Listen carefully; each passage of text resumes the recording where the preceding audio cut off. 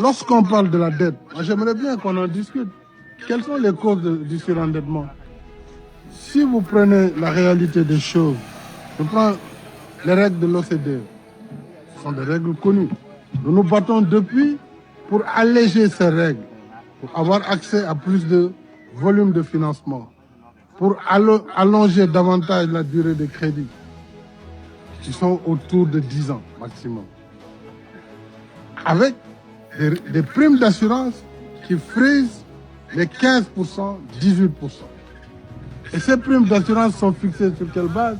Sur la base d'une perception de risque définie par des agences de notation qui notent les pays comme ça, parce qu'il y a des coups d'État en Afrique, donc toute l'Afrique, c'est une zone de non-droit, c'est une zone dangereuse.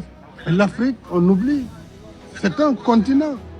L'Afrique, c'est 54 pays. Il y en a 4 ou 5 qui ont des problèmes, mais c'est une bonne moyenne. Plutôt une bonne moyenne. Ça veut dire que plus de 90% des pays africains ne sont pas concernés par cette crise. Pourtant, ils payent le prix fort sur la fausse perception qui fait que nous devons payer et upfront, quand nous prenons des crédits, 12%, 14% pour le cas du Sénégal. Et vous le payez en avance. La banque prélève d'abord. Voilà la cause du surendettement. Voilà la raison pour laquelle il est impossible pour les pays en développement de s'en sortir, quelle que soit la volonté des dirigeants, quel que soit leur engagement, quelle que soit la volonté des peuples. C'est le système qu'il faut moderniser, qu'il faut changer. C'est le système qui est injuste.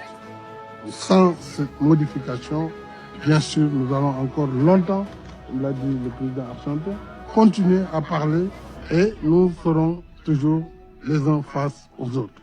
Voilà, moi je voudrais m'en arrêter là et simplement souhaiter